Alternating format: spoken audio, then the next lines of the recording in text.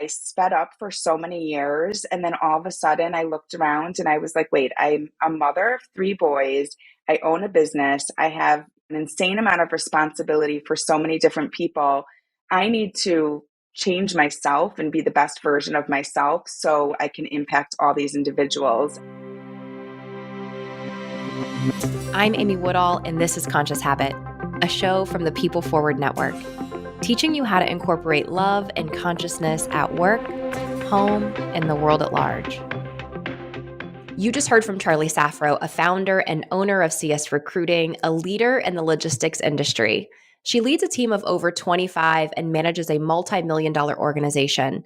She's a wife, a mom to three boys, and a dedicated yogi. Charlie encourages her team and clients to practice mindfulness in and out of the workplace. And her company motto speaks to my heart. It's personally my favorite expletive: we give a shit. How great is that? In this episode, Charlie and I discuss being working moms and how challenging it can be to just stop and take time for yourself. As you listen, you'll learn why we all need to just slow down so that we can speed up. And at the end, I'll share my 3 takeaways on how we can incorporate her wisdom and her experience into our own lives. But let's start with the story of how Charlie founded her company. It's something she never intended to do, but doing so was one of the several twists of fate that made her the mindful leader she is today. Take a listen. I am the founder and president of a third-party recruiting firm called CS Recruiting. I started the firm 12 years ago by accident. I had been in corporate recruiting. My business was sold. I stayed on as a freelance recruiter. And all of a sudden, I started getting inquiries for some project work, and really give a lot of credit to being on LinkedIn and putting myself out there as a recruiter that specialized in my industry, which is logistics and supply chain. So today I run a firm. We've got about 40 employees. We recruit in a very specific industry, but it's a huge industry: transportation, logistics, supply chain, all these jobs that make our Amazon packages arrive at our doorstep. And we recruit nationwide for companies, really focused on any position that influences supply chain activity. So at the end of the day, we're matchmakers, and what we're doing is helping companies find the right person for the job, and really helping employees or job candidates find the right match for their career. I love that it says that on your LinkedIn too, right? Like your matchmaker at heart, I believe, is one of the tags in your LinkedIn description. Just out of curiosity, did you want to be a business owner or an entrepreneur, or were you like, it just kind of happened and I figured it out from there? That's a great question. And when I reflect on that, it was definitely in my blood. Both of my grandfathers were entrepreneurs, and then both of my parents were entrepreneurs. So I grew up in a house where it was just expected that you would work. And if you could get to a point where you could own your own business, more power to you. And I never really wanted to go into my family businesses. The actual businesses were just not my jam. I was always the kid that had a lemonade stand or a babysitting business, or I sold t-shirts in college. I always was up to something. So I do think this was my path, and where I was supposed to end up. I never thought it would be in recruiting, but like you said, like I'm a connector at heart, and I've always been that person that just gets pleasure out of matching people together. Like, you need a nanny, I know a nanny, or you need a boyfriend, I know a guy. So it really just evolved in the right direction. And I truly feel it's where I was supposed to be, and where I was meant to land. I love that. And by the way, single ladies, Charlie is in Chicago. If you're wondering where her matchmaking skills, I know you service all over the US, but that boyfriend thing, that's Chicago. I've had a couple successful love matches, so don't count those out. I love the motto, how you do anything is how you do everything. So I can really appreciate that what is natural to you is a skill set that can kind of transcend. Now, being an entrepreneur at a young age, doing the lemonade stand, being the babysitter, were you a pretty independent kiddo? I was, and it's funny when you think back, like I was in that zone. That's just how I was and how I was raised. And when I look back, I almost think it's a limiting belief of mine where I had to work hard. And I think about my childhood. I grew up in a very affluent community. A lot of my friends went to overnight camp for the summer, and they would be gone for 2 months. And I don't know if I was never interested in that, or it was just never offered to me, but in my family, you worked when you were in junior high and high school. So I was a camp counselor and I was a very young waitress, probably illegally aged at that point. I think I was 13 when I got my first waitressing job, but it was what I just did. And while my friends were at summer camp, I remember sitting at a counter in between the breakfast and lunch shift and writing my friends notes. I mean, this was way back when we didn't have email, and it was just ingrained in me. And now I look back and I'm like, wow, I don't know if I would do that to my kids. Like, I want my kids to really enjoy childhood and not always feel pressured to work, to make money, to have that level of responsibility so young. But there's a part of me that's very grateful that I was raised that way, because when I look around today, I am one of the only working moms in my circle of friends. And I wouldn't have it any other way. It's who I am. I don't know what I would do if I didn't wake up and have a mission and a purpose every day. I think it's interesting. Like, I'm sure that's evolved for you, where for many of us, I think we were like hustle, hustle, hustle. And we felt like that's where we proved our worthiness.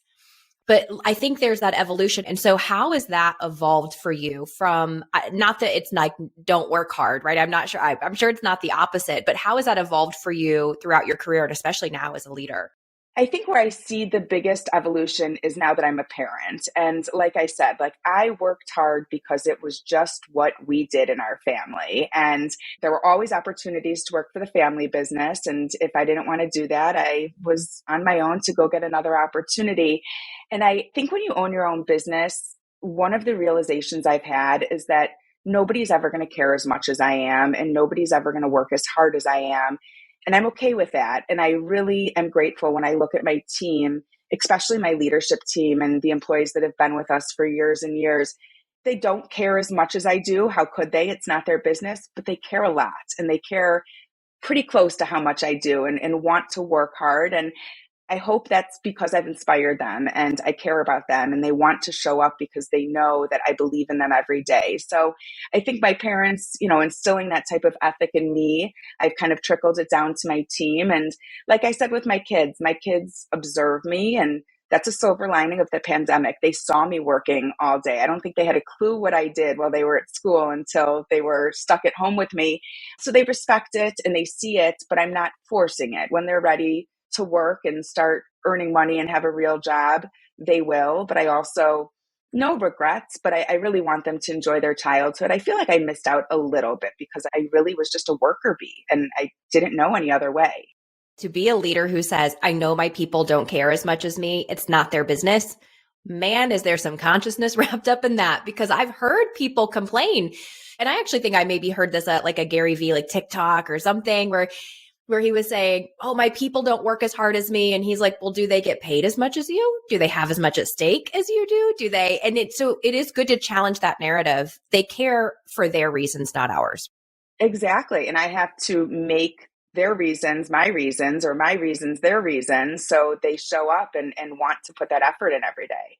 So I'd love to hear some additional like leadership philosophies of yours when you're kind of thinking about like, here are the things that are so important to me that my team feels, hears, understands. What are some big ones for you? So I have an interesting leadership journey in the sense where I started my company 12 years ago. The name of the company is CS Recruiting. Those are my initials.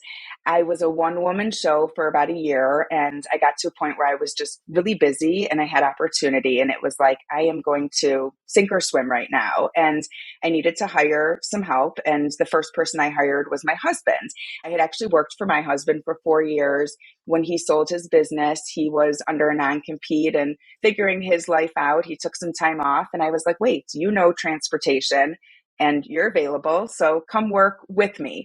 So we grew the business together. A couple years in, we hired a gentleman that we had worked with at our previous company, and the three of us really led the company. However, I look back and realize I was really an employee at my own company by choice. I like working, I like contributing. I wanted to be on that board. I wanted to, in a way, not necessarily compete with my team, but really lead by example and show them that nothing is below me. I will do any job in this company to grow it and build it. So for 7 or 8 years, I worked on the floor with my team in peer-to-peer positions. but I was the owner and I was the face and I did a lot of the, speaking engagements, client conversations. In the beginning of 2020, right before the pandemic hit, my husband and our then COO both ended up leaving the company. My husband was planned and we had really executed that, and our COO was unexpected. And all of a sudden, I went from having two males really bookending me from a leadership standpoint to being that one woman show again. Obviously, I had a team supporting me at this point, but it really pushed me to the edge to realize my capabilities and to recognize that for so many years I hid behind the men and I did what I really enjoyed, which is great. And, kudos to me for finding where I get energy. But they dealt with the stuff I didn't want to deal with, the legal, the financial stuff, all the messy conversations. And then all of a sudden, there I was, and I was solo. So from a leadership standpoint, that transition made me realize how much power a female leader has if they put their femininity into play. And I think that's something I hid for a long time. I didn't want to be empathetic or compassionate because that meant I was a pushover. And I work in a very male industry. I'd say 95% of the clients I deal with are men. So it was easier and more protective for me to have these two males really guarding that leadership position. But that evolution, it kicked me in the ass, Amy. It was like, okay, now is your time. You're either going to do this and rise to the top. And I've embraced being a female and being a mother and bringing that maternal instinct into my business. And I think that has been the biggest game changer, embracing my empathy as my superpower, not my weakness that I thought it was for so many years. There's a lot of women that might hear this that are like, ooh, that's inspiring for me, because there are a lot of women in male dominated industries. And I think some where we do feel at times that if we are the one who is the most vulnerable in the room, that that's going to be seen as a sign of weakness based on our sex. And so I love that you were able to see it as a superpower. Was it scary at first to be like, I'm going to put myself out there? Or were you just like, I'm in feet first? People will either like, they'll love it or they won't, but I'm going to be me. What was that journey for you? It was so scary. I remember the day when our COO resigned on a Friday, and I remember waking up Saturday morning and being like, you wake up with that feeling in your stomach. You're like, something happens. Like, what's different about today? And the first thing I did was, it was a weekend, but I called every employee in the company and I was like, listen, this is what's going on. You are going to walk in Monday to our virtual status meeting, and I'm going to be in charge of my own company. And some of them were like, wait, aren't you already in charge? And I'm glad that I gave that impression. But the truth was, I was in the day-to-day grind. I was a performer and a producer. And I think my team really saw how I evolved. Now I can look back. It's been 2 years and hindsight is 2020. I am a totally different worker today and leader and person because of this. So it was where, again, I was supposed to be, but no regrets about the path I took. And I have a sense of empathy for every person on my team because I've done that work. I've been in their position. I know what it takes. And I think that there's a mutual respect because of that. Our last episode, we interviewed Nathan Bobet, and he is a big proponent of conscious capitalism, which is about bringing like feminine and masculine energy to the workplace. And I'm a big fan of the also and. I think we lived far too much in the either or. Either I can be respected or I can be vulnerable. It's like, no, you can have both. It just takes that big, scary leap. Were you surprised at how open this male dominated industry has been to some of these more like feminine, and I'm using, you guys can't see, I'm using quotation marks right now because I know that not everybody views it this way, but were you surprised? I know you maybe just did, or you have a speaking event coming up that's all about like mindfulness in this industry. And so tell me about what the industry's response has been to how you show up.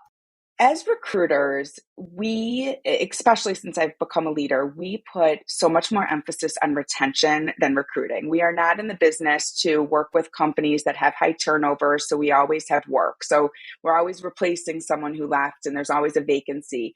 My ideal client is a client that we can help find a person, their company grows, new roles surface, we help them fill those roles, and we remain a long-term partner because they're retaining the people we put in the position. They're retaining the other team members, which then creates this amazing cyclical effect that A players recruit A players, and you create this culture with like-minded people. So I think that is probably the biggest message I am sending into this industry is recruiting is about retention. You cannot go out and recruit good people unless you know how to take care of them once they're in your organization.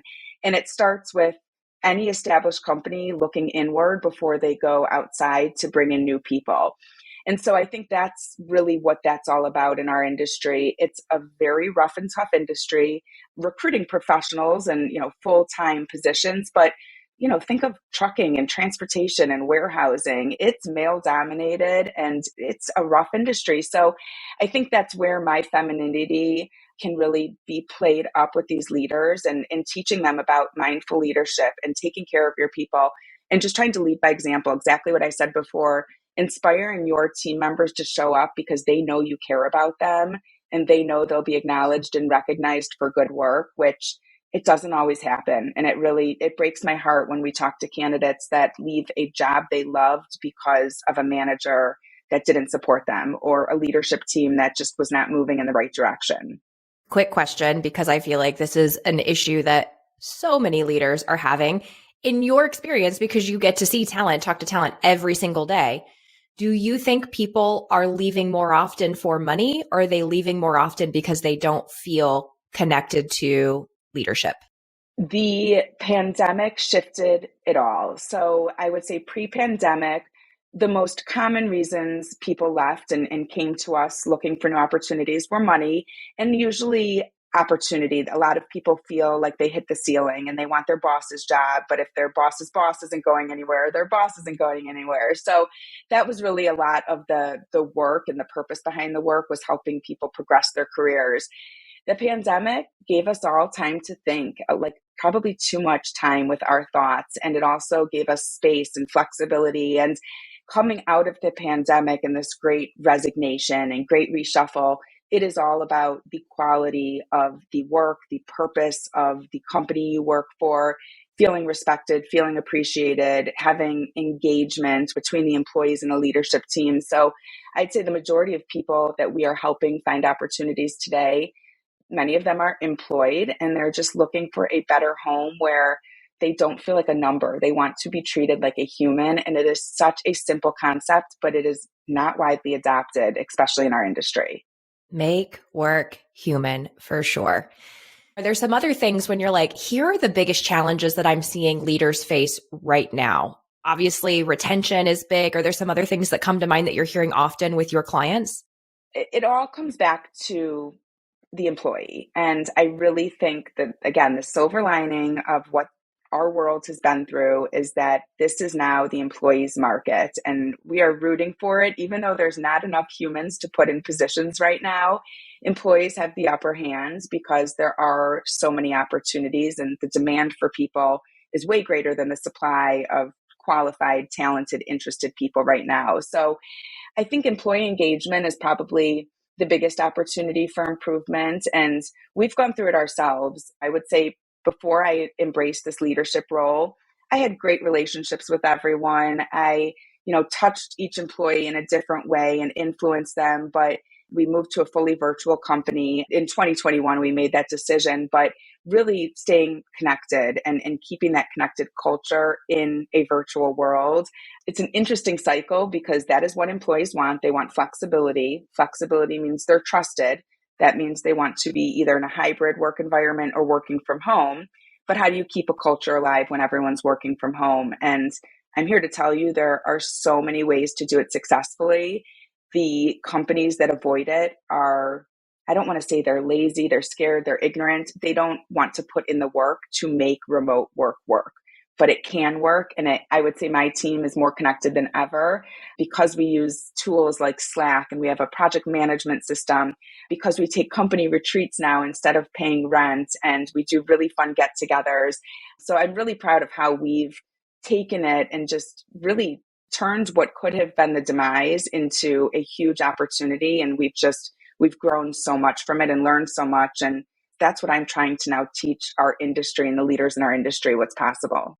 I think that goes back to that, you need to be a mindful leader. You need to be a conscious leader. And consciousness to me is like, I have an awareness of what is happening around me. I have a presence. Presence is I'm not trying to make it like it used to be. I am open and kind of surrendering in a way of like, what is happening now? Because an evolution is happening and evolve or die. I mean, we've all heard that phrase.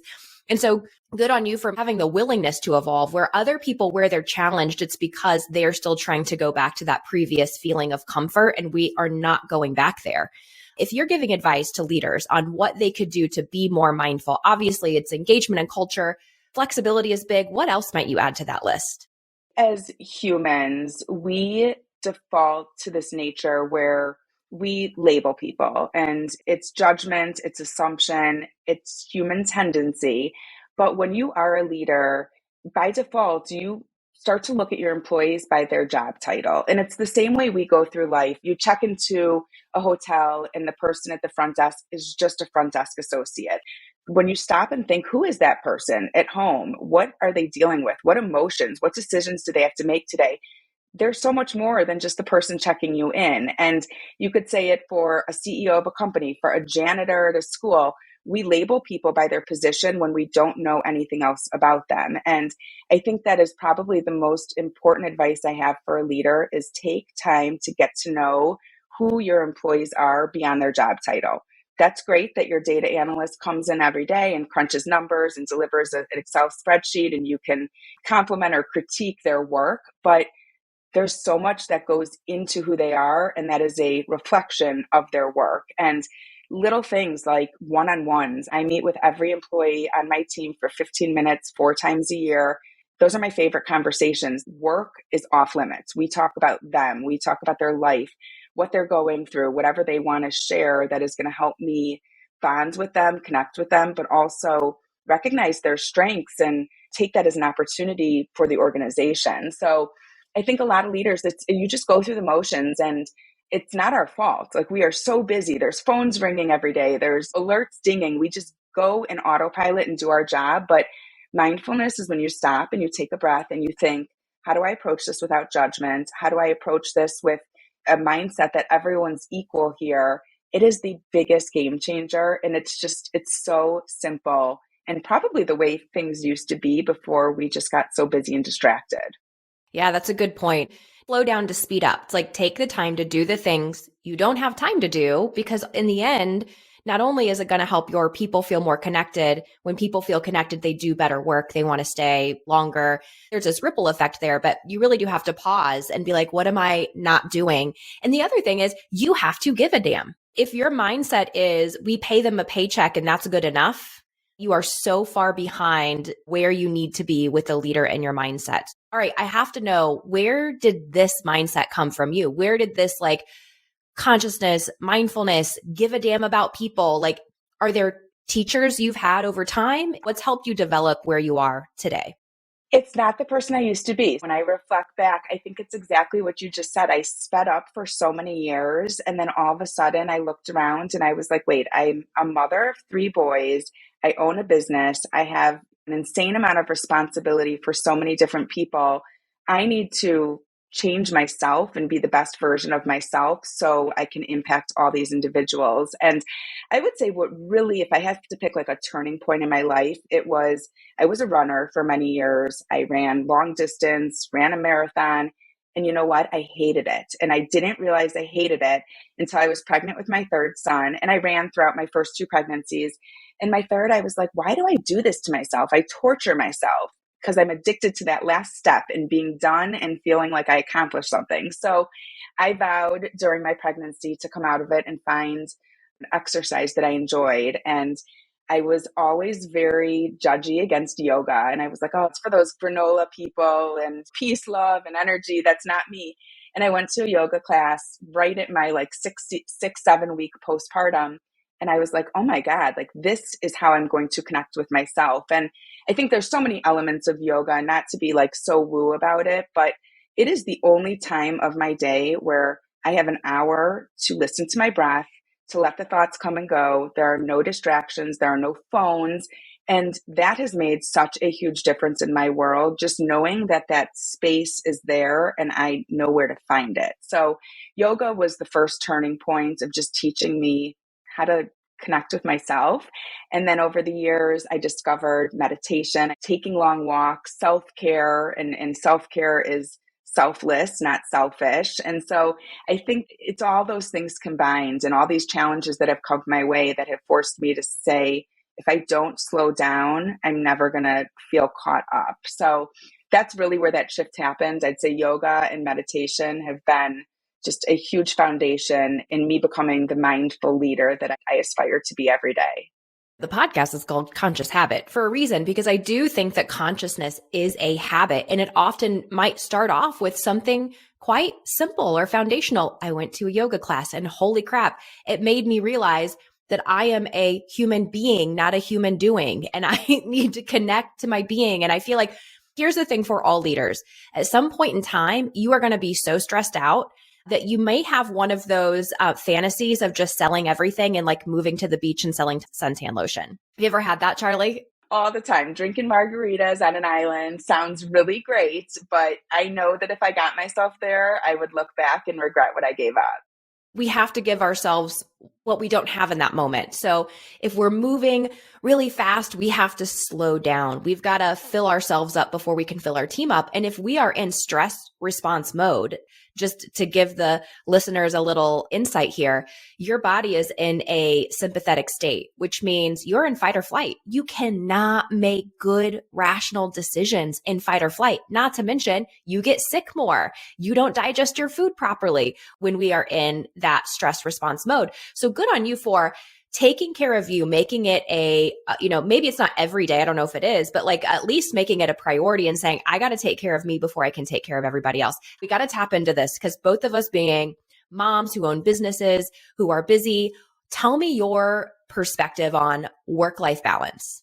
Work-life balance is interesting because I love my work and I'm so grateful to love my work that if I'm on vacation, I mindfully check out of the day-to-day, my out of office is on, but in a sick and twisted way, I get excited about bringing like creative work or work that forces me to think when I'm on vacation or out of the office, because it's when I have time. Again, like we go through these motions and we're pulled in so many directions. I'm a busy person outside of work. I've got 3 boys, lots of sports, lots of bleachers and sidelines. But I think that although I could probably improve on my time management skills, working hard and putting the hours in does not bother me. And I find the time to do it. And sometimes it's at 4 a.m. and I'm okay with that because it allows me to check out at 3 p.m. to go to a game or to drive a carpool. Sometimes it's on a Saturday afternoon. And I'm okay with that. And I feel very grateful because I don't think every leader loves their work as much as I do, that it becomes a time thing. For me, the time is okay as long as I balance it with time that doesn't involve working. And I don't know, I figure it out somehow. I think meditation is the peak moment of my day where I don't even want to say I force myself to stop because I allow myself to stop and I get to stop. And that mindset is, you see me before meditation and you see me after, and it's exactly what you would expect in like a GIF or a meme, like, wait, what, was that the same person? She just totally like chilled out. And there's times where my family will look at me and they'll be like, go meditate and come back. Okay. Like go chill yourself out. And then we'll have this conversation. But I'm so grateful that I have that tool in my life and I don't know what I would do without it in my current setup. Same, by the way. My husband, who's very supportive of me meditating, probably would never let me know if he ever meditated. He'd be like, yeah, I'm not. But he holds me very accountable. If I am grumpy, crunchy, he will say, did you meditate today? So I totally feel that. And here's the thing for anybody listening. I feel like I need to do an episode totally on busting the meditation myths because meditation is not going om and meditation is not clearing your mind. Charlie, have you ever had a thoughtless meditation? That's the goal. But my best ideas come, I sit with like a notepad, and the minute I come out of my meditation, I am writing down all these thoughts that I'm like, would I have ever thought of that if I didn't stop? Before we wrap up this episode, here are my 3 takeaways from Charlie and how we can incorporate her wisdom into our own lives. Number 1, embrace the suck. So Charlie mentioned she had some unexpected things happen in her business. She didn't expect a few people to leave. She didn't expect to have to step into a new role, but she certainly found her strength and she uncovered some of her capabilities that she never realized were there before. So when things get, scary and unexpected, those are opportunities for us to lean in and really see what we're made of. Number two, I love how she embraces empathy and vulnerability as her superpower.